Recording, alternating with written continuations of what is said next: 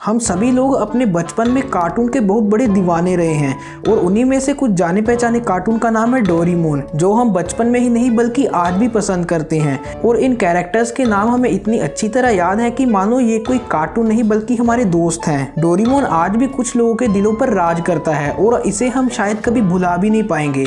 तो चलिए आज हम इस वीडियो में डोरेमोन की स्टोरी के बारे में बात करते हैं। डोरेमोन की कहानी 22वीं सदी से शुरू होती है। उस टाइम नोबिता की पीढ़ी कर्जे में डूबी होती है, वो बिल्कुल गरीब होते हैं। और फिर शिवाशी यानी कि नोबिता का पोता एक रोबोट की फैक्ट्री में जाता है और फिर उसी टाइम एक एक करके सभी रोबोट्स को खरीद लिया जाता है। लेकिन सिर्फ एक रोबोट को नहीं खरीदा जाता क्योंकि उसमें कुछ कमियां रह गई थी और उस रोबोट को शिवाशी खरीद लेता है और फिर उसी रोबोट का नाम डोरेमोन पड़ा। शिवाशी ये सोच रहा था कि वो नोबिता की लाइफ को चेंज कर अपनी लाइफ भी चेंज कर सकता है, क्योंकि शिवाशी नोबिता का पोता है। तो अगर नोबिता की लाइफ अच्छी हो जाएगी तो नोबिता के आगे जो भी पीढ़ियां आएंगी उनकी लाइफ भी अपने आप ही अच्छी होगी। और फिर शिवाशी डोरेमोन को नोबिता के पास 1969 में भेज देता है। जब डोरेमोन नोबिता के घर पर पहुंचता है तो वो नोबिता के स्टडी टेबल के डेस्क से निकलता है, जिसे देखकर नोबिता हैरान और डर भी जाता है। फिर धीरे धीरे डोरेमोन नोबिता के साथ रहना शुरू कर देता है और फिर वो उनके परिवार का एक हिस्सा बन जाता है। लेकिन ये काम डोरेमोन के लिए इतना आसान भी नहीं था,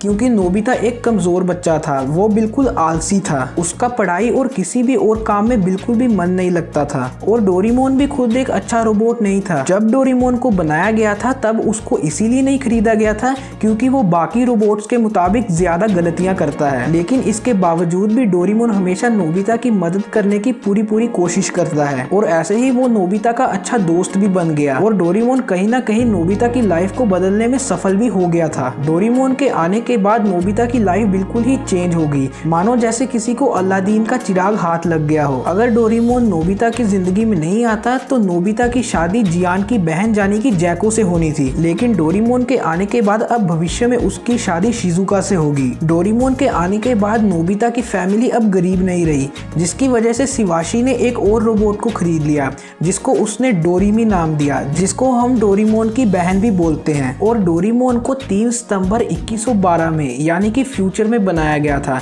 लेकिन जब डोरेमोन को बनाया जा रहा था तब फैक्ट्री में एक एक्सीडेंट होता है। उस एक्सीडेंट में डोरेमोन का एक नट गिर जाता है, जिसकी वजह से डोरेमोन में कुछ खराबी आ जाती है और उसकी वजह से वो एक सेकंड क्लास रोबोट बन जाता है। इसीलिए डोरेमोन को टेस्ट देने के लिए एक एकेडमी में भेजा जाता है, जिस एकेडमी में वो कई सारे टेस्ट में फेल हो जाता है। लेकिन आखिरी में वो कुछ टेस्ट में पास हो जाता है, जिसके बाद शिवाशी उसे खरीद लेता है। और फिर एक दिन जब डोरेमोन सो रहा था तब उसके कानों को चूहे खा जाते हैं, जिससे डोरेमोन बहुत ज्यादा दुखी हो जाता है और लगातार 10 दिन तक रोता रहता है, जिसके कारण उसके आंसुओं की वजह से उसका पीला रंग उतर जाता है और इसी वजह से उसका रंग नीला पड़ जाता है। जब डोरेमोन को बनाया गया था तब उसका रंग पीला था, लेकिन उसके रोने की वजह से उसका सारा पीला रंग निकल जाता है और वो नीला बन जाता है। और नोबिता और डोरेमोन की ये स्टोरी भी काफी फेमस है कि नोबिता एक जापान का रहने वाला एक लड़का होता है और उसके दिमाग की हालत कुछ ठीक नहीं होती, उसे एक बीमारी होती है। इस बीमारी में वो अपने दिमाग में ही कुछ फ्रेंड्स को बनाने लगता है और उसने अपने एक दोस्त को बनाया था जिसका नाम डोरेमोन था। लेकिन डोरेमोन में असलियत में नहीं था, वो सिर्फ उसके मन की कल्पना थी। उसे लगता रहता था कि डोरेमोन उसके साथ रहता है, वो उसके साथ बातें करता है। और नोबिता बताता है कि डोरेमोन उसे अलग अलग गैजेट देता है और उसकी मदद करता है। और फिर जब नोबिता 16 साल का होता है तब उसको डॉक्टर के पास ले जाया जाता है।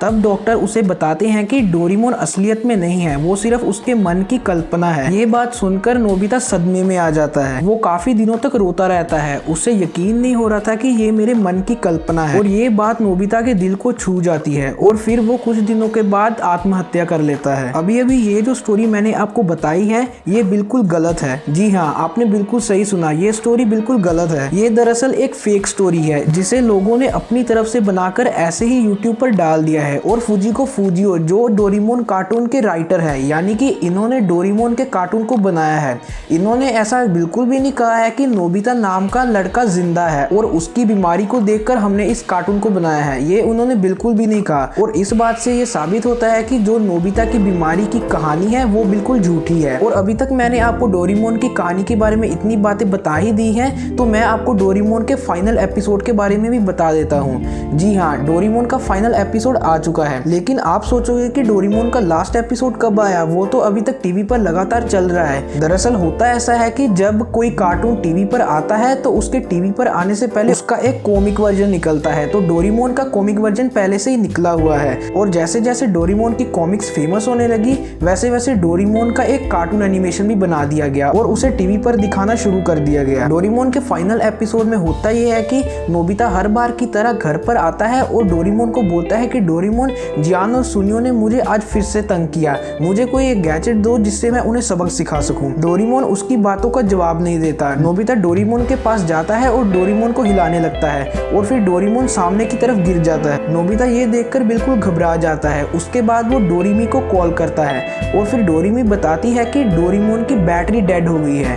जी हाँ, डोरेमोन की एक बैटरी भी है। जब से डोरेमोन कार्टून एनिमेशन चल रही है तब से डोरेमोन के अंदर एक बैटरी थी और वो बैटरी उसे जिंदा रख रही थी, और धीरे धीरे वो बैटरी डेड हो रही थी और उस दिन वो बैटरी डेड हो जाती है। और फिर नोबिता डोरेमी को बोलता है चलो हम नई बैटरी लेकर आते हैं, लेकिन डोरेमी कहती है कि जैसी बैटरी डोरेमोन को चाहिए वो अभी बननी बंद हो गई है और मैं टाइम मशीन से तुम्हारे समय में आ भी नहीं सकती क्योंकि फ्यूचर की पुलिस ने टाइम ट्रेवल पर रोक लगा दी है। और ये चीज सुनकर नोबिता बिल्कुल सदमे में आ जाता है, वो बिल्कुल दुखी हो जाता है। और ये सब होने के बाद नोबिता अंदर ही अंदर से टूट चुका था। वो सारा दिन बिल्कुल चुपचाप रहता था, वो किसी से भी बात नहीं करता था। उसने लगातार 1 महीने से किसी से भी बात नहीं की और फिर उसने एक दिन ठान लिया कि मैं डोरेमोन की बैटरी को बनाकर रहूंगा, चाहे मुझे अपनी जिंदगी में कुछ भी क्यों ना करना पड़े। और फिर नोबिता के ग्रेजुएशन का सीन दिखाया जाता है। उसमें नोबिता ने पूरी यूनिवर्सिटी में टॉप किया होता है। सभी स्टूडेंट्स अपनी अपनी ग्रेजुएशन को सेलिब्रेट कर रहे होते हैं और नोबिता ने उसमें टॉप किया होता है। सभी लोग नोबिता को कांग्रेचुलेशंस बोल रहे होते हैं, लेकिन नोबिता का एक्सप्रेशन बिल्कुल सैड होता है। वो कहता है ठीक है, थैंक यू। नोबिता का मकसद सिर्फ टॉप करना नहीं था, उसका मकसद था डोरेमोन की बैटरी को बनाना, इसीलिए वो सेलिब्रेशन के दिन भी बिल्कुल दुखी था। और फिर 10 सालों के बाद ये दिखाया जाता है कि जियान एक सक्सेसफुल बिजनेसमैन बन चुका है और सुनियो एक कंपनी का सीईओ बन चुका है और नोबिता की शिजुका के साथ शादी भी हो चुकी है और नोबिता की दाढ़ी मूंछ भी आ चुकी है।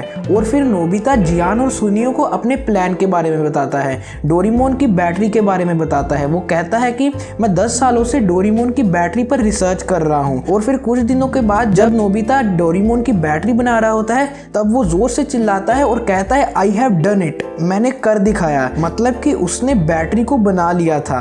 और फिर बैटरी को बनाने के बाद जब उसने डोरेमोन में वो बैटरी डाली तो डोरेमोन फिर से ठीक हो गया। और ठीक होने के बाद डोरेमोन सबसे पहले नोबिता को यही पूछता है कि नोबिता क्या तुमने अपना होमवर्क किया? लेकिन डोरेमोन को क्या पता था कि 10 साल बीत चुके हैं। उस टाइम नोबिता और शिजुका की शादी भी हो चुकी है। तो अभी जो मैंने आपको फाइनल एपिसोड डोरेमोन का ये बताया है ये बिल्कुल सही है, और जो कहानी मैंने आपको पहले बताई थी नोबिता की बीमारी के बारे में वो बिल्कुल गलत है, वो बिल्कुल एक फेक स्टोरी है।